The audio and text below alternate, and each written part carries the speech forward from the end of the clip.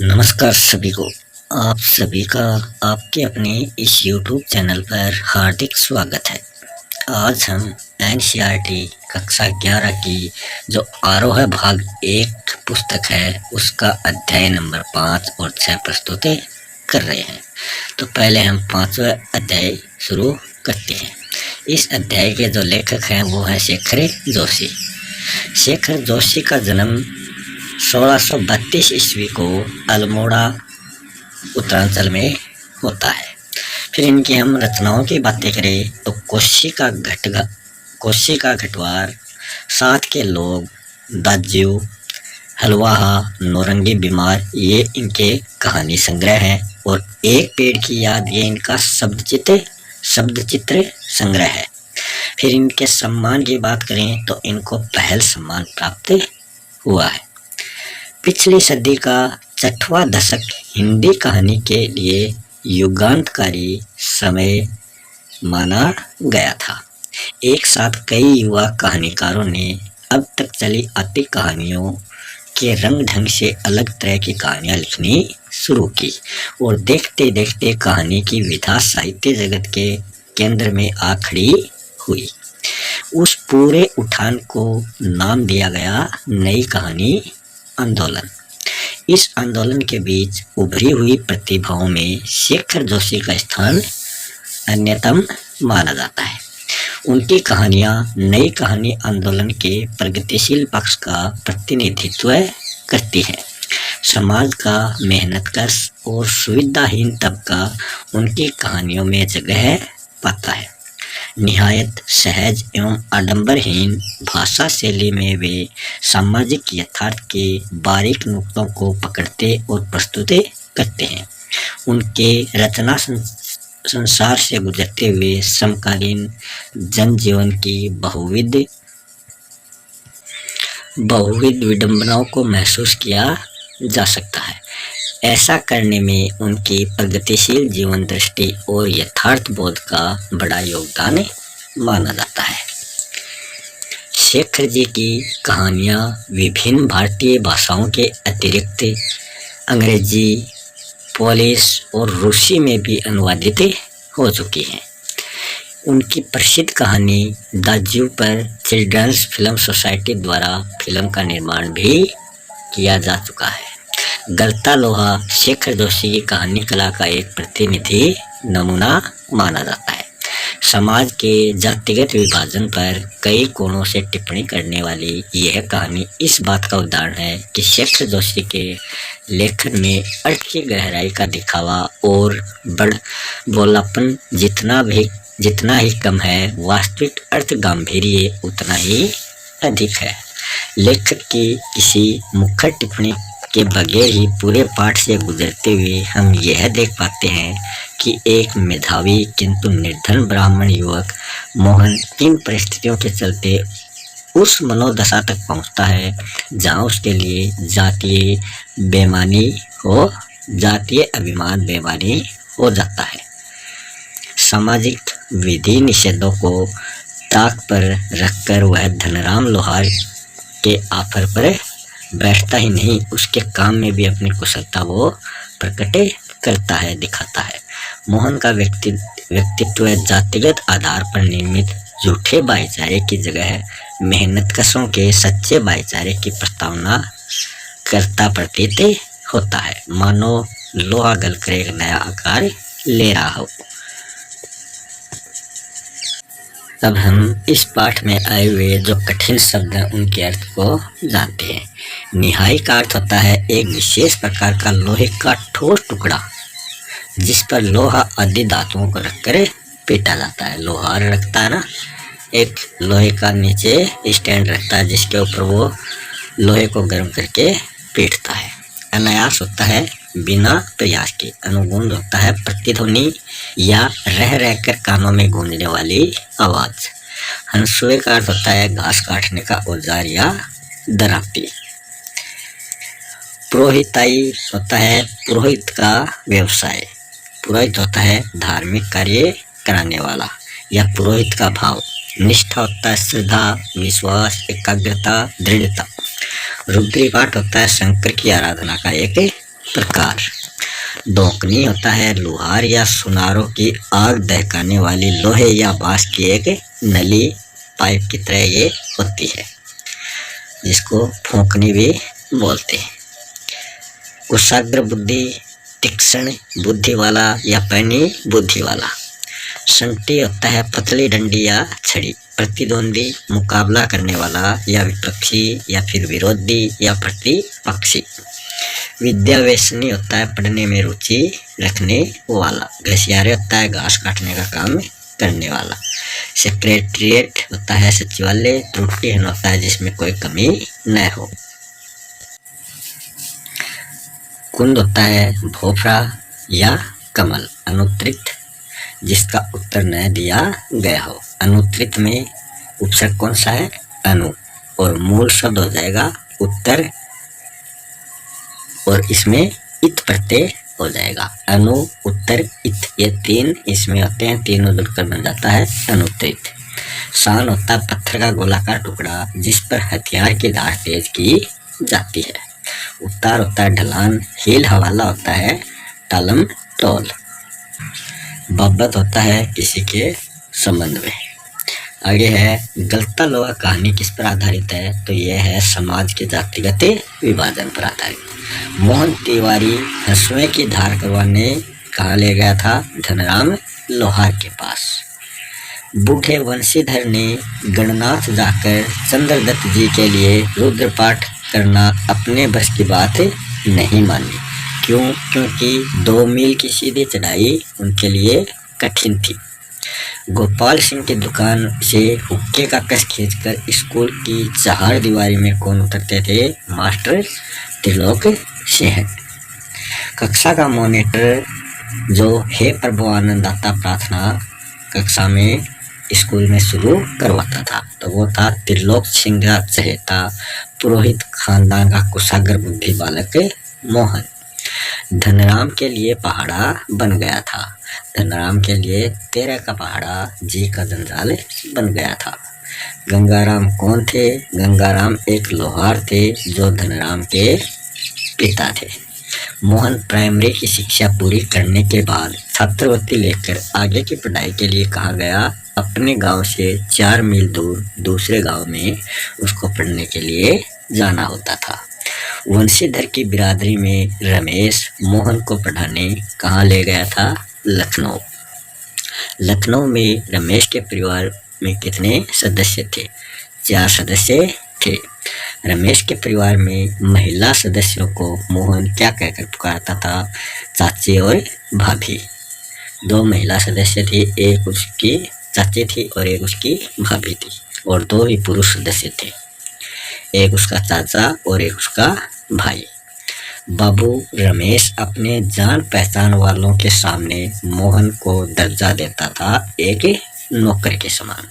लखनऊ के साधारण स्कूल में शिक्षा प्राप्त कर मोहन ने जब गांव आया, वहां 8वीं कक्षा की पढ़ाई वो समाप्त कर चुका था। 8वीं कक्षा की पढ़ाई समाप्त करने के बाद तो 8वीं कक्षा पास करने के बाद ये गांव वापस आता है। मोहन की पढ़ाई आगे की पढ़ाई के लिए रमेश ने उसको प्रवेश दिलवाया अपने परिचित की तकनीकी स्कूल में, ताकि वह अपने पैरों पर खड़ा हो जाए।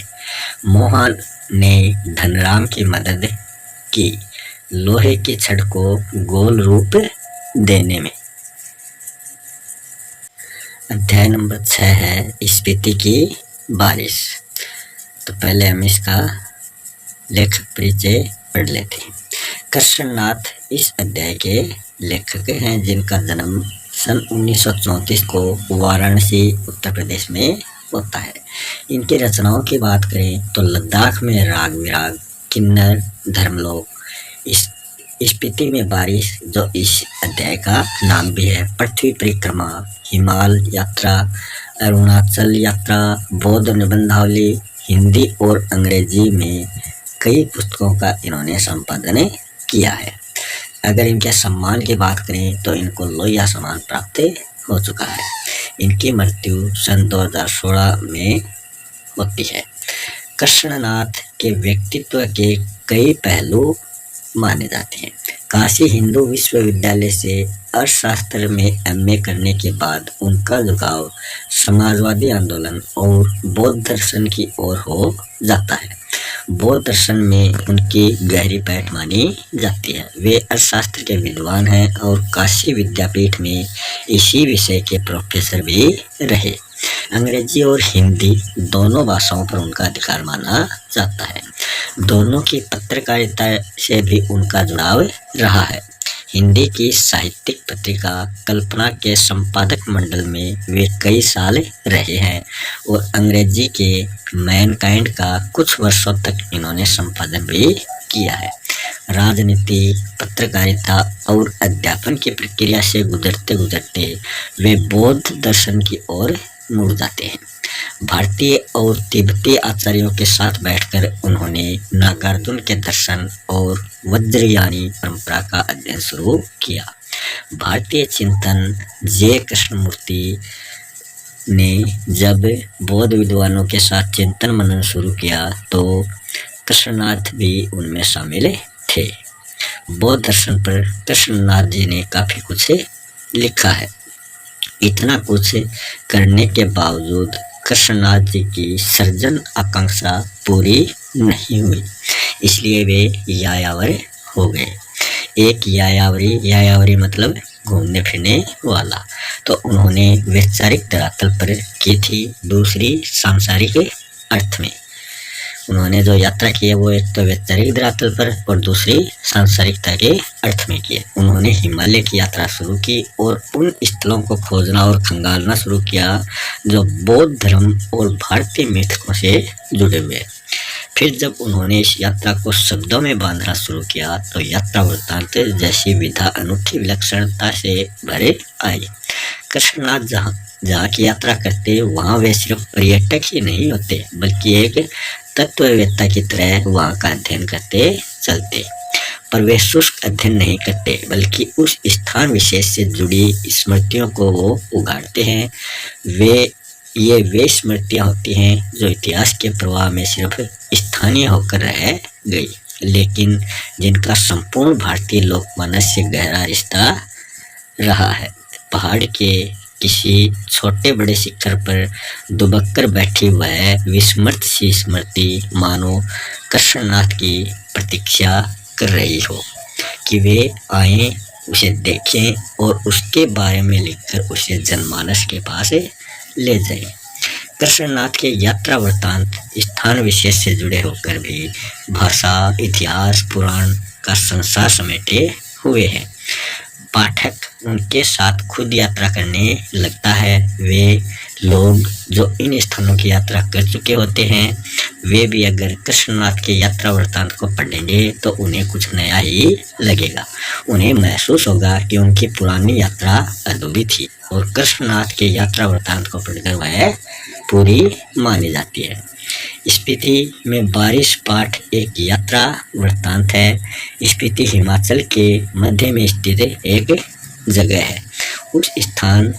यह स्थान अपनी भौगोलिक एवं प्राकृतिक विशेषताओं के कारण अन्य पर्वतीय स्थलों से भिन्न है। लेखक ने इस पाठ में स्पीति की जनसंख्या, ऋतु, फसल, जलवायु तथा भूगोल का वर्णन किया है जो परस्पर एक दूसरे से संबंधित माने जाते हैं। पाठ में दुर्गम क्षेत्र स्पीति में रहने वाले लोगों के कठिनाई भरे जीवन का भी वर्णन किया गया है। कुछ युवा पर्यटकों का पहुंचना स्पीति के पर्यावरण को बदल सकता है। ठंडे रेगिस्तान जैसे स्पीति के लिए उनका आना वहां बूंदों भरा एक सुखद संयोग बन सकता है। इस पाठ में आए हुए शब्दार्थ में बात करें तो अलंघ्य का अर्थ होता है जिसे लांघा या पार नहीं किया जा सकता। स्वायत्त होता है स्वतंत्र। अतर्क्य होता है तर्क न करने योग्य। आर्तनाद होता है दर्द भरी ऊंची आवाज। स्वर में दुख का ज्ञापन या सहायता की पुकार। पीर पंचाल होता है एक पर्वत श्रृंखला। महात्म्य होता है महिमा या गौरव। महात्म्य शब्द शुद्धि में भी आता है। कुवत होता है बल या शक्ति। षट ऋतुएं होती हैं मतलब 6 ऋतुएं कौन कौन सी होती हैं? वसंत, ग्रीष्म, वर्षा, शरद, शिशिर, हेमंत, ये 6 ऋतुएं मानी जाती हैं। तुषार का अर्थ होता है हिम या बर्फ। दुंगछेन होता है एक तरह का वाद्य यंत्र या फिर महाशंख होता है जिसे फूंक मारकर बजाया जाता है। स्वायत्त स्वतंत्रता। संहार होता है नाश। हदस होता है खौफ। अप्रतिकर होता है विश्वास पात्र। वृत्तांत कथा, आर्तनाद, दर्द भरी ऊंची आवाज। कुकत शक्ति, मानमर्दन, घमंड चूर चूर करना। बंध्या बांझ। दुंगछेन महाशंख, तुषार बर्फ, लामा होता है तिब्बती बौद्ध भिक्षु। ओ मणि पद में हूँ मतलब बोधिसत्व आर्य अवलोकितेश्वर द्वारा उच्चारित मंत्र। इसमें उच्चारण से करुणा उत्पन्न होती है। कुल होता है, अगर कुल में छोटी मात्रा आ जाए तब तो होता है संपूर्ण या सारा, और कुल में बड़े की मात्रा आ जाए तब होता है वो तट। स्पीति में बारिश यात्रा वृत्तांत है तो ये हिमाचल प्रदेश की तहसील का यात्रा वृत्तांत है। केलंग व काजा के बीच संपर्क का साधन माना जाता है तो वो माना जाता है वायरलेस सेट।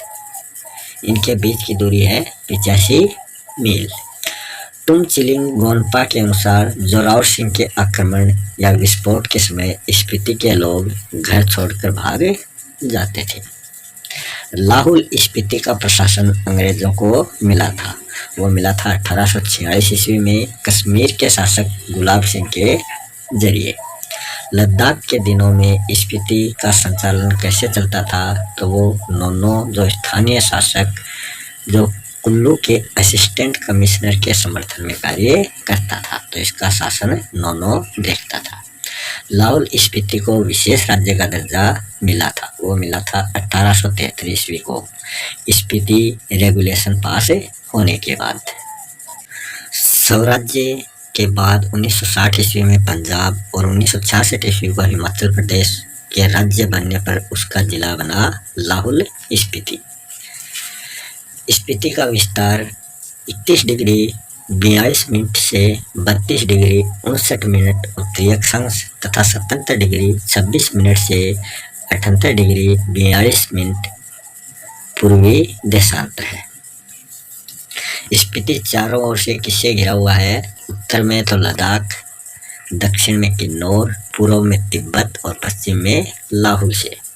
स्पीति मध्य हिमालय की घाटी है जिसकी समुद्र तल से ऊंचाई है 12,986 फीट।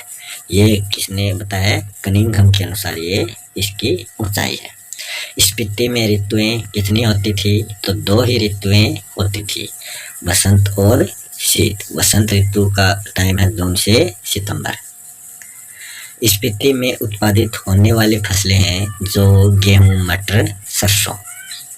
तो इसी के साथ ये अध्याय समाप्त हो चुका है। मिलते हैं नेक्स्ट वीडियो में नए टॉपिक के साथ। तब तक के लिए धन्यवाद।